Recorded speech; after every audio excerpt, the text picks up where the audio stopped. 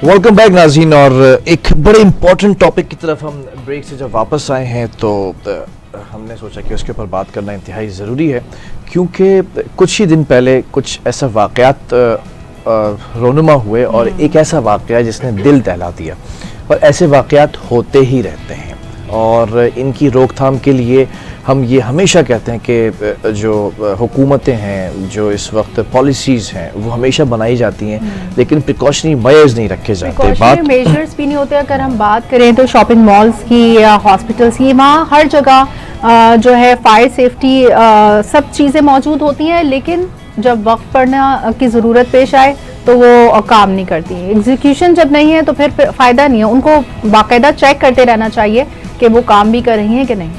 ख्वाब आंखों में बिखर जाते हैं जब मेरे दामन में चिराग बुझते हैं। ऐसे ही कुछ एक निजी मॉल के अंदर आग लगती है और आग लगने के बाद वहाँ के जो मुतासिरीन हैं, वहाँ के जो दुकानदार हैं, उनका लाखों रुपए का, करोड़ों रुपए का या फिर तखमीना लगाना भी मुश्किल है। वो सामान जलकर खाकस्तर हो गया और हमने ख़ुद वो मनाजिर देखे कि वो लोग किस तरह से सिसकते रहे। बल्कि कुछ मेरे बड़े करीबी हैं और एक मज़ेदार बात ये मैं बताऊँ आपको अफशीन कि मैं अपने ये जो ड्रेसेस मैं जो पहनता हूँ आज से नहीं बल्कि 9-10 सालों से, अच्छा। तो उसी निजी मॉल के एक डिज़ाइनर हैं, तो उनके सारे ड्रेसेस वेयर करता हूँ, या फिर मैं जो शूज़ वेयर करता हूँ वो भी मैं जो एक्सेसरीज वेयर करता हूँ वो उसी मॉल में से।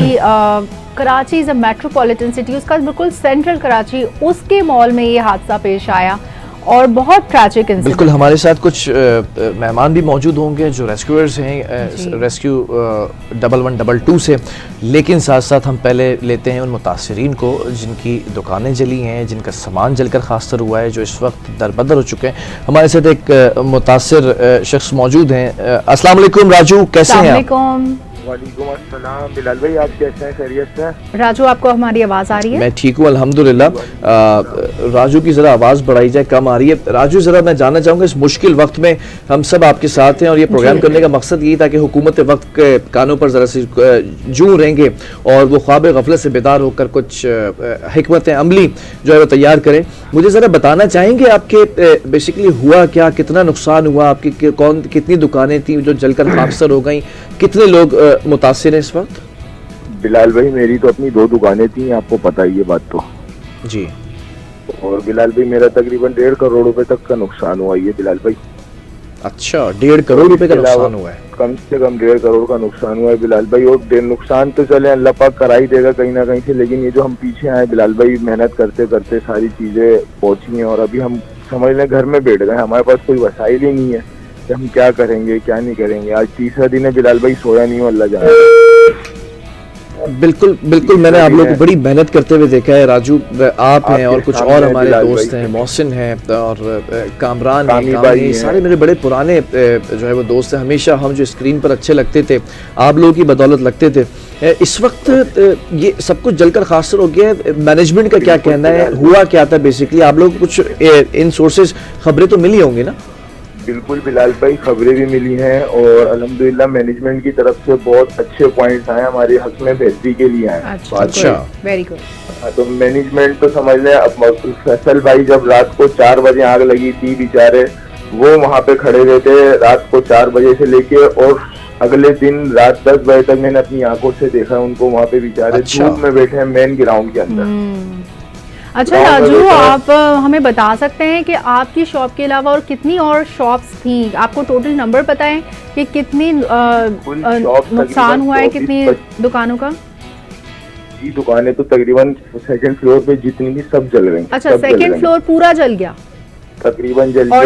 और 3rd फ्लोर भी तकरीबन पूरा जल गया। Oh no. अच्छा, मुझे राजू एक बात और बताना। मैनेजमेंट की आपने कहा कि मैनेजमेंट साथ खड़ी है, कोई यकीन दहानी कराई है कि किसी किस्म का? बिलाल भाई बिल्कुल, बिलाल भाई बिल्कुल यकीन दहानी दिलाई है। फैसल भाई ने बिलखास खुसूस मुझे खुद बोला है कि बेटा तू परेशान नहीं हो, वक्त की परेशानी है, इंशाल्लाह सब अच्छा हो जाएगा।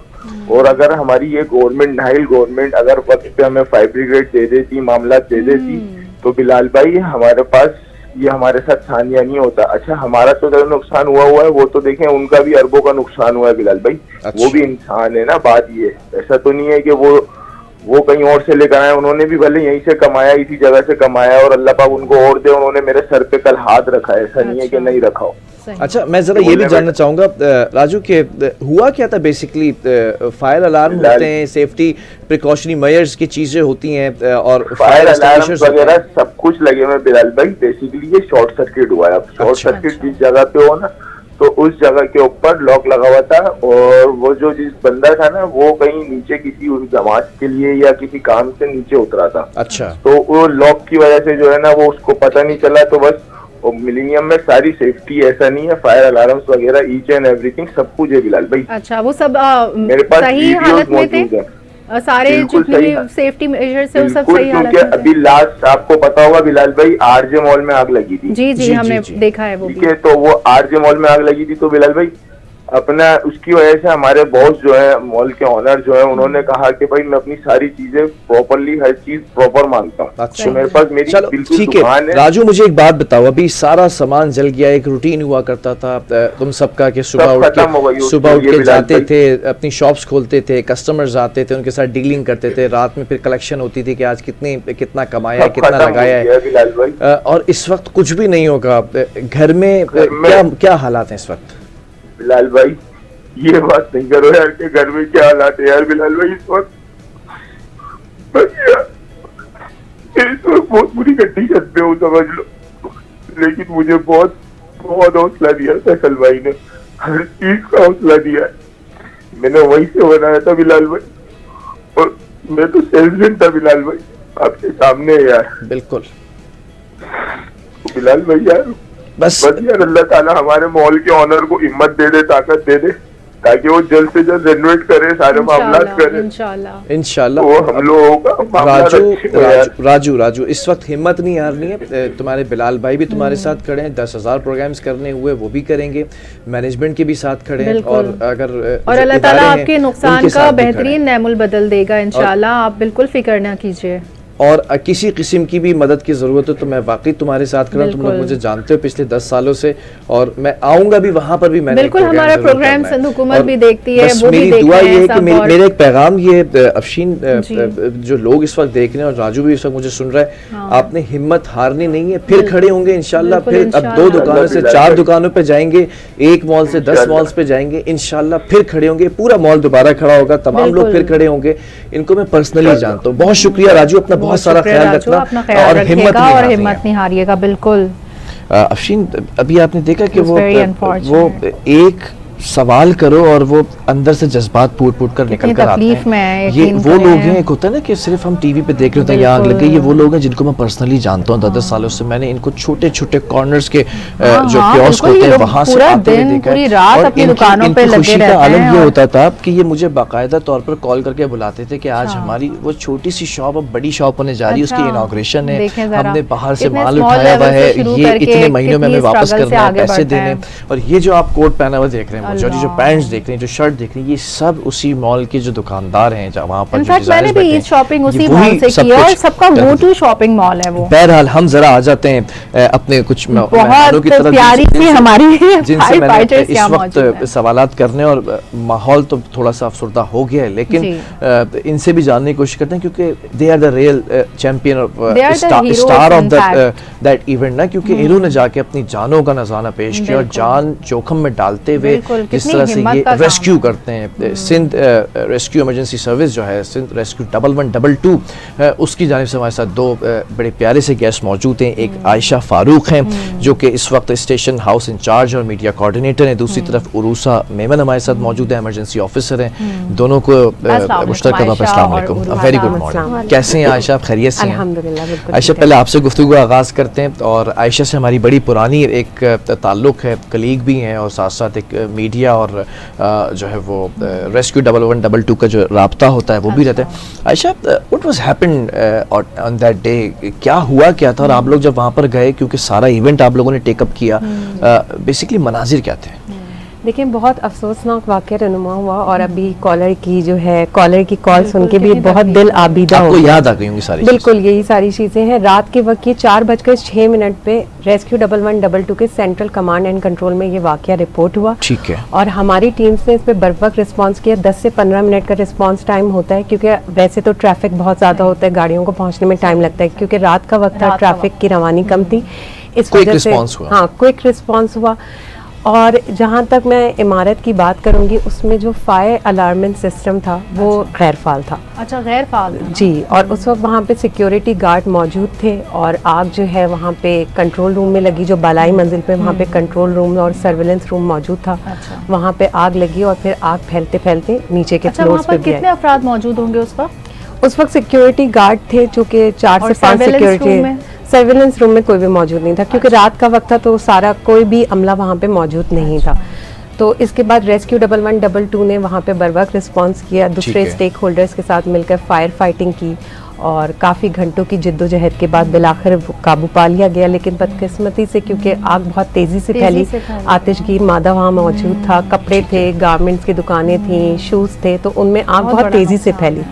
और लेकिन जो सबसे अच्छी और पॉजिटिव बात ये थी कि इस आग को बढ़ने से रोक दिया गया, क्योंकि आगे रिहायशी इमारत भी थी, दूसरे शॉपिंग मॉल भी थे। जी जी, बिल्कुल इसी तरीके से। ग्राउंड फ्लोर और फर्स्ट फ्लोर बचा। हमारी कोशिश ये होती है कि माली नुकसान जो है, जानी नुकसान पहली प्रायोरिटी होती है कि कोई ना हो, लेकिन इसके बाद माली नुकसान। तो जो आगे की बिल्डिंग्स थी, जो आगे की इमारतें मौजूद थी, वहाँ आग के फैलाव को रोका गया। तो मैं समझती हूँ कि ये भी एक बहुत बड़ी कामयाबी अच्छा, किसी किस्म का जानी नुकसान तो नहीं हुआ? खुशकिस्मती से किसी किस्म का जानी नुकसान इसलिए नहीं हुआ क्योंकि injured इस वक्त भी, कोई मौजूद burn नहीं भी हुआ। वक्त भी ऐसा था। हमारे फायर फाइटर, क्योंकि वहाँ पे जब बिल्कुल, उसमें वो उनको थोड़ी सी firefighting कर रहे खराशें होते आई हैं। और जब शीशे तोड़े गए वेंटिलेशन के लिए, तो उनको वहाँ पे रेस्क्यू 1112 की जो एम्बुलेंस मौजूद थी, उसमें वहाँ पे तिब्बी इमदाद भी फराहम की गई, देन दिए। बिल्कुल ऐसे ही आप लोगों को मैं सलाम पेश करती हूँ, जो हिम्मत और जज्बा है आप लोगों को, अपनी जान जोखिम में डालकर जिस तरह से आप लोग आग में कूदते हैं और अपनी जान के बरवक किए बगैर इंसानियत को बचाते हैं, तो ये बहुत बड़े अज़म और हौसले की बात है। बिल्कुल।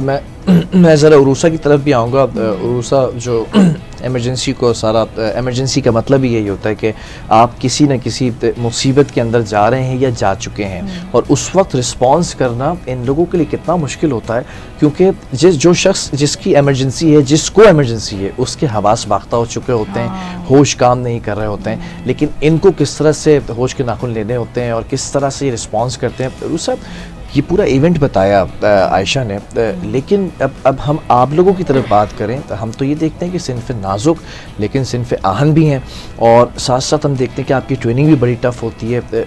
कि क्या सिखाया क्या जाता है कि जब भी कभी जैसे आग लगी है, अब आपको मौके के ऊपर पहुंचना है, अब इवैक्यूएट भी करना है, एग्जिट डोर्स भी ढूंढने हैं, एंट्री भी अपनी ढूंढनी है, सबसे पहले उस मौके पर पहुंचकर आप लोगों का पहला स्टेप क्या होता है? जी अस्सलाम वालेकुम। मैं एज एमरजेंसी ऑफिसर रेस्क्यू 1122 में अपनी खिदमत सर अंजाम दे रही हूँ और मैं डिस्ट्रिक्ट ईस्ट इंचार्ज वहाँ पे अपनी ड्यूटी सर अंजाम दे रही थी। और ये ईस्ट में ही लगता है? जी जी, ये ईस्ट में ही लगता है। तो मैं वहाँ एज इंसिडेंट कमांडर मैंने अपना रोल प्ले किया, और जो शुरुआत में जब हम इंसिडेंट पे देखते हैं, जाते हैं, तो वहाँ पे अगर किसी भी बिल्डिंग में आग लगती है, जैसे मिलेनियम की बात करें, तो आग की शिद्दत बहुत तेज़ थी। तो वहाँ पे जो लोग थे, देखिए ये ऐसा वाक़या होता है कि जहाँ पे लोग इवैक्यूएट होते हैं और हम वहाँ पे जाके अंदर फायर फाइटिंग करते हैं अपनी जान को जोखिम में डाल के। तो हमारे फायर फाइटर ट्रेंड होते हैं, 6 महीने की ट्रेनिंग करके आते हैं। वो हमारी जो पंजाब एकेडमी है वहाँ से, लाहौर से ट्रेंड होते हैं फुली। तो इसमें ये होता है कि हम पहले तो हमारा जो मोटिव होता है कि ह्यूमन सेफ्टी, वहाँ पे जो भी लोग होते हैं, चाहे लोकल्स हो चाहे ओनर्स हो, कोई हमको इवैक्यूएट करने की कोशिश करते हैं कि वहाँ से फुली इवैक्यूएट होता है हो जाए। फिर हम ये कोशिश करते हैं कि जो बिल्डिंग में आग लगी है तो कम से कम माली नुकसान हो। अच्छा, ठीक है। तो हमारे फायर फाइटर जो है बिल्डिंग के बाहर से और इवन अंदर जाके भी फायर फाइटिंग करते हैं ताकि कम से कम माली नुकसान हो। और इसी ट्रेनिंग में साथ में आप लोग खुद जितना ज़्यादा ये वर्दी जितनी इस वक्त गर्म होगी और इस मौसम में आप लोग पहने हुए हैं, तो ये भी एक तरबियत होती होगी कि आप जहनी तौर पर, असाबी तौर पर इतने मजबूत हों कि आप हर तरह के वेदर में इस आग और इस गर्मी की शिद्दत का मुकाबला कर सकते हैं। जी बिल्कुल, मेंटली तौर पर जो हमारे फायर फाइटर्स हैं, इवन हमारे जो फीमेल भी फायर फाइटर्स हैं, मेंटली तौर पे सारे रेस्क्यूअर्स जो हमारे होते हैं वो बिल्कुल अलर्ट होते हैं। वो अपनी जान को जोखिम में, मतलब ख़तरे में डाल के बाकी लोगों की ज़िंदगी बचाने के पीछे आते हैं। ये उनकी यही जो सर्विस है वही हम प्रोवाइड करते हैं जो आप देख रहे हैं, जो आपने मिलेनियम पे भी हमारा जो रिस्पॉन्ड देखा था। जी जी। अच्छा, जिस तरह के इमरजेंसी सिचुएशंस में आपने डील किया है, तो ऐसी इमरजेंसी सिचुएशन में आपने क्या नोटिस किया है? ज़्यादातर आतिशज़दगी की क्या वजूहात होती हैं? शॉर्ट सर्किट हो गया या सिलेंडर हो गया, इस तरह के धमाके, या फिर क्या रीजंस होती हैं? जी, ये जो आग लगी थी ये बिल्कुल इनका सेंट्रलाइज सिस्टम था, जो सर्विलेंस कंट्रोल कमांड रूम था। आप देख सकते हैं जो इलेक्ट्रिसिटी होती है वो वायरिंग कनेक्टेड होती है एक फ्लोर से दूसरे फ्लोर तक। तो अगर इलेक्ट्रिकल फायर लगती है तो वो बिल्कुल कनेक्टेड होती है, तो ऊपर से या अगर वो सारे तारों का नेटवर्क जो है वो एक साथ कनेक्टेड था। आग और जो फैलती है। और जो बिल्डिंग थी वो आइसोलेटेड स्ट्रक्चर था, एक हॉलो स्ट्रक्चर था। मतलब वहाँ पे मतलब जो आप देखें, अगर आप मिलेनियम पे आपने गए होंगे तो बिल्कुल आइसोलेटेड स्ट्रक्चर था। ठीक है। चारों तरफ दुकानें थी। जी जी।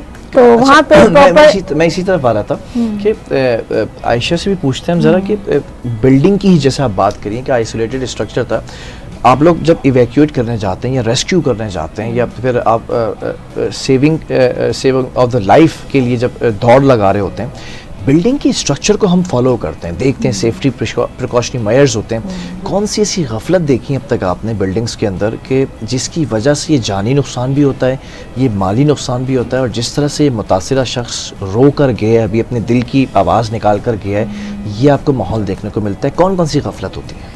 देखिए, सबसे पहले तो ये कि आपकी जो कंस्ट्रक्शन साइट है वो भी इस तरह डिज़ाइन हो कि वहाँ पे फायर प्रोटेक्शन अलार्मिंग सिस्टम फाल होना चाहिए। सबसे बड़ी जो है, और उसकी अगर वो लगे हुए और रेगुलर चेकिंग भी हो, उसका चेक एंड बैलेंस उसके ऊपर लग जाता है। मैं देखती हूँ और कोई भी मॉल्स में इसको नहीं दोबारा, क्योंकि ये इतना ही अहम है जितना बिल्डिंग बनाना, उसमें लोगों को कारोबार जो है प्रोवाइड करना, तो उनकी जान की सेफ्टी भी उनके ऊपर इतनी ही लाज़िम होती है। आफात का नहीं देखते, बिल्कुल ऐसे ही है। तो अलार्म सिस्टम मजबूत होना चाहिए। फिर ये है कि आपके फायर एक्सटिंग्विशर्स वहाँ पे लगे हुए होते हैं, उनका भी लोगों को इस्तेमाल आना चाहिए। और HSC की टीम होनी चाहिए, हेल्थ एंड सेफ्टी टीम, जो कि वहाँ टीम को एजुकेट भी करे और वहाँ के लोगों को पता हो कि देन देयर, क्योंकि इस वक्त तो देखिए वहाँ लोग मौजूद नहीं थे, लेकिन अगर लोग मौजूद होते तो एक जो है क़यामत फेस मंजर होता।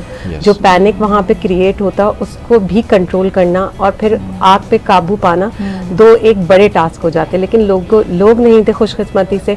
लेकिन ये है कि अगर उनकी ट्रेनिंग हो, उनको ये पता हो लोगों को कि किस तरह से, कम्युनिटी ट्रेनिंग होनी बहुत ज़रूरी है।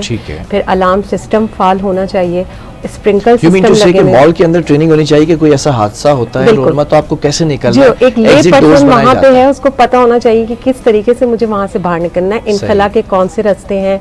कुछ लोग लिफ्ट का इस्तेमाल कर लेते हैं, क्योंकि जब आपकी लिफ्ट जो है लॉक हो जाती है, क्योंकि वहाँ से कट ऑफ इलेक्ट्रिसिटी हो जाता है तो लिफ्ट लॉक हो जाती है, तो सीढ़ियों से जाना लोगों को ये बात मालूम नहीं होती। तो उनकी ऐसी ट्रेनिंग्स वहाँ पे करवानी चाहिए कि उन्हें सेफ्टी के मेजर्स पता हों क्या हैं, ताकि उनकी भी जान महफूज हो सके और कम से कम माली नुकसान वहाँ पर।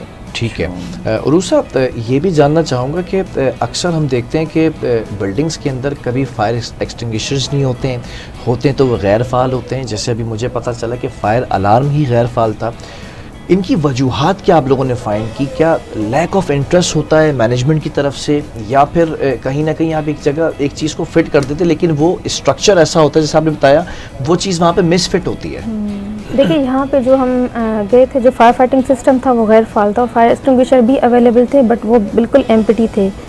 तो अगर ये मैनेजमेंट को मैं रिकमेंड करूँगी कि जैसे बाहर के कंट्रीज़ में ये होता है कि अगर आप कहीं भी किसी 5 स्टार होटल में गए या किसी मॉल में गए तो पहले वो आपको अपनी बिल्डिंग विज़िट करवाते हैं कि हमारी बिल्डिंग के यहाँ पे हमारे इमरजेंसी एग्जिट हैं, यहाँ पे हमारा फायर एक्सटिंग्विशर है, यहाँ पे हमारे हॉजेस लगे हुए हैं।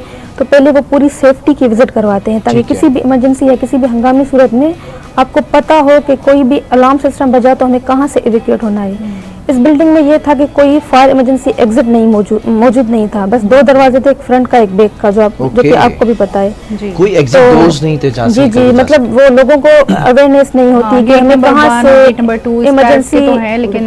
इमरजेंसी अगर आए तो हमें कहाँ से इवैक्यूएट होना है।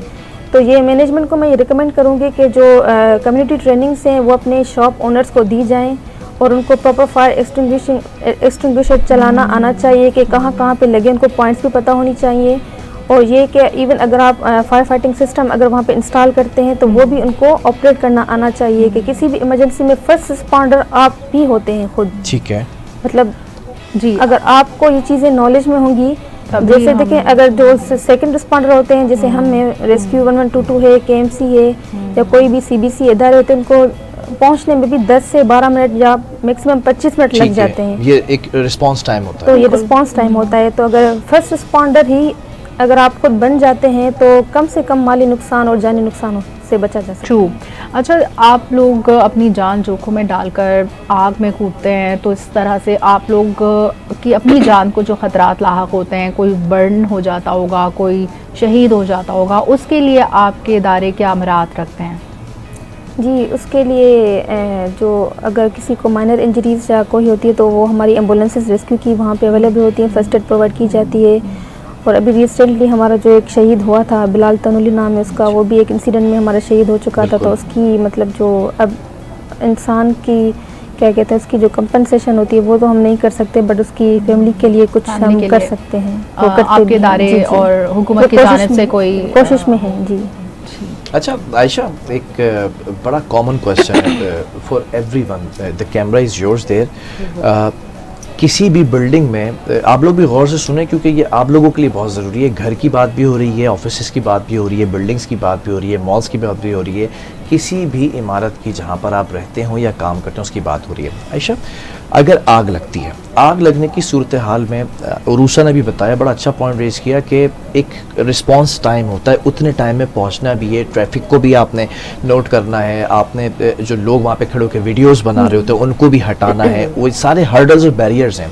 इतनी देर में उस शख्स की जान ज़ाया ना हो जाए, तो उस शख्स को, अब तो ट्रेनिंग होगी, सारी चीज़ें उसकी, लेकिन अभी आप बैठे हुए हैं, आप इनके लिए मेंटोर भी हैं, मॉडरेटर भी हैं, आप इनके लिए टीचर भी हैं, कौन सी 3 चीज़ों का ख्याल सबसे पहले करना चाहिए? अगर बिल्डिंग में आग लग गई है तो मुझे सबसे पहले क्या करना होगा? देखिए, बहुत अच्छा क्वेश्चन आपने रेज़ किया है बिलाल।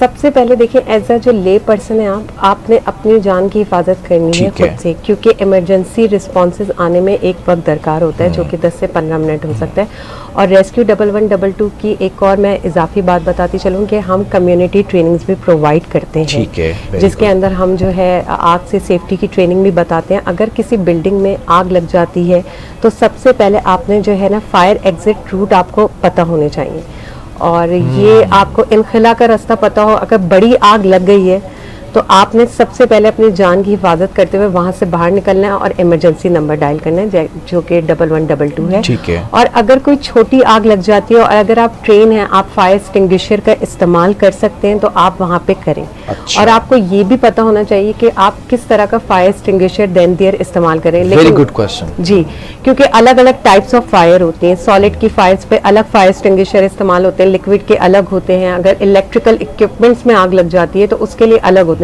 लेकिन देन देयर हम इतने पैनिक में होते हैं कि कुछ मालूम नहीं होता कि क्या इस्तेमाल कर रहे हैं। तो सबसे पहले आप पानी का इस्तेमाल कर सकते हैं। किसी को आग लग जाए तो आप फायर ब्लैंकेट का इस्तेमाल कर सकते हैं। कोई जो है अगर कपड़ों में आग लग गई है वो वहाँ मौजूद है तो वो स्टॉप ड्रॉप एंड रोल करके भी उस आग से निजात पा सकते हैं, क्योंकि ऑक्सीजन कट ऑफ हो जाती है जिसकी वजह से वो बच जाता है। और ये तमाम चीज़ें अपनाते हुए आप अपने जो हिफाजती इकदाम हैं वो खुद बीइंग अ ले पर्सन आप कर सकते हैं। ठीक है। हम अच्छा, क्या ऐसी कोई जो है ना रिपोर्ट मौजूद है जिससे पता चले कि जितनी भी इमारतें हैं यहाँ पर उसमें जो है ना फायर सेफ्टी स्टैंडर्ड्स पर वो पूरी उतरती हैं कि नहीं? तो ऐसी कोई रिपोर्ट मौजूद है आप लोगों के पास? देखें, जहाँ पे आपकी HSE टीम्स लीड कर रही होती हैं उनके पास ये सारा डेटा मौजूद होता है। और हाउस बिल्डिंग अथॉरिटी वालों से भी जब कंस्ट्रक्शन की साइट पे जाते हैं, और जो अच्छी कंपनीज होती हैं जो कि अपने एम्प्लॉयर्स की सेफ्टी को बहुत ज़्यादा इंश्योर करती हैं। अब आप देखें कि इंटरनेशनल स्टैंडर्ड्स भी यही हैं कि आपने अपने एम्प्लॉयर की सेफ्टी को मेंटेन रखना है। तो आप जितनी भी जो अच्छी कॉर्पोरेट कंपनी है, बड़े बड़े ऑफिसेज हैं, आप लोग जो है सिर्फ इमरजेंसी सूरत हाल में ही अपनी सर्विसेज प्रोवाइड करते हैं या चेक एंड बैलेंस भी रखते हैं उन इमारतों में कि वक्तन फ़वक्तन आप लोग जाके विजिट करें और वहाँ के फायर सेफ्टी अलार्म्स और सब चीज़ें चेक करें?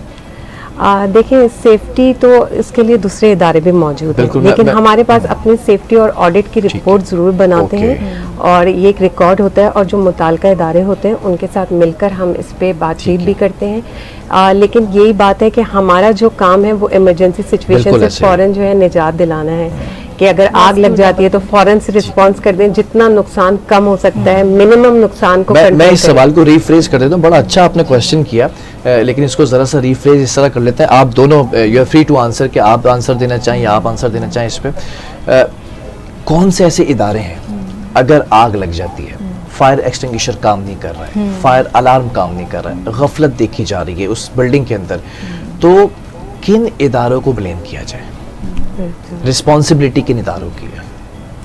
देखिए हमारा जो भी, जैसे हम रेस्क्यू की बात करें, केएमसी की बात करें, नेवी की बात करें, उनके पास भी फायर जो व्हीकल्स हैं, जो फायर फाइटिंग व्हीकल्स हैं वो मौजूद हैं। तो हम रिस्पॉन्डर हैं, हम जाके रिस्पॉन्ड करते हैं उस ठीक है। इंसिडेंट पे। तो ये है कि अगर फॉर एग्जांपल मैं आपके इस स्टूडियो की भी बात करूं तो मुझे कहीं नज़र नहीं आ रहा कोई मतलब जो ठीक है। एक्सटिंग्विशर मौजूद हो या कोई इमरजेंसी एग्जिट ठीक हो है। आपका। तो ये मतलब जो आप अगर आप बिल्डिंग ओनर्स हैं, वो अगर बिल्डिंग कंस्ट्रक्शन करवाती हैं तो ये कंपोनेंट होना चाहिए। फायर फाइटिंग जो उनका फायर सिस्टम कंपोनेंट बिल्कुल हर आपके बिल्डिंग में स्टूडियो के बाहर ही होना लगा हुआ है। चाहिए। जैसे अंदर की मैं बात करूं, हाँ।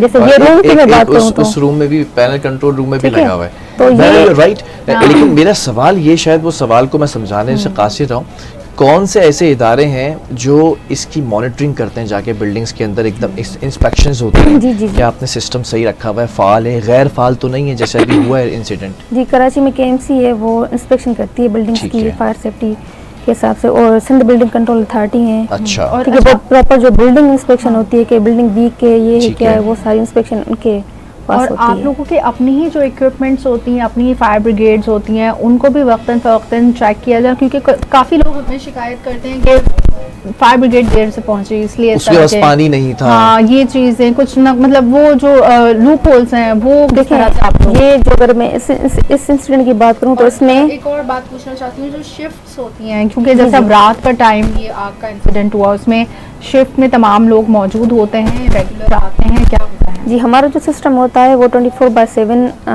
अवेलेबल होता है, ऑपरेट होता है। हमारी जो टीम्स होती हैं वो शिफ्ट में काम करती हैं, मॉर्निंग इवनिंग नाइट, जो कि 8-9 घंटे की शिफ्ट होती है। शिफ्ट चेंज होती रहती है, जिसमें हमारे फायर फाइटर्स भी होते हैं, ड्राइवर्स भी होते हैं, डाइवर्स भी होते हैं। हर जो इंसिडेंट रिस्पॉन्डर्स होते हैं वो अवेलेबल होते हैं। तो ये जो इंसिडेंट आया था ये सुबह के टाइम आया था 4:06 पे। तो हमारी जो नाइट की शिफ्ट थी उसने फर्स्ट रिस्पॉन्ड किया था। तो जैसे उनका टाइम पूरा होता है हम दूसरी शिफ्ट भेज देते हैं। फिर इंसिडेंट ये हमारा 19 आवर्स का चला था, जो ये मिलेनियम का अच्छा। था। 19 घंटे ये ऑपरेशन जारी रहा था। तो हमारी जो तीनों शिफ्ट हैं उन्होंने काम किया था, सब अलर्ट हो जाती है, उनको पता होता है, वो टाइम से आते हैं और टाइम से अपने उनको पता है रिस्पॉन्सिबिलिटी हमें जाना है। तो ये हमारा पूरा सिस्टम बना होता है।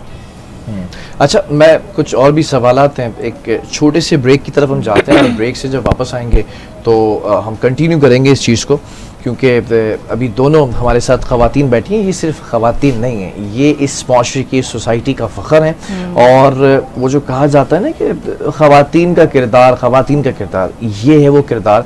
ये घरों में भी टाइम दे रही होती हैं, ये वर्दी पहनकर मुल्क और कौम की खिदमत भी कर रही होती हैं। और अभी तो कुछ ऐसे सवालात हैं जो आपका दिल दहला देंगे कि ये किस तरह से, जिस मौके पर एक मर्द पीछे हटकर भाग रहा होता है, ये खड़े होके फायर फाइटिंग का काम जो है वो सर अंजाम दे रही होती हैं, रेस्क्यू करने का काम सर अंजाम देती है। छोटा सा वक्फा, वापस आ रहे हैं। Stay with us.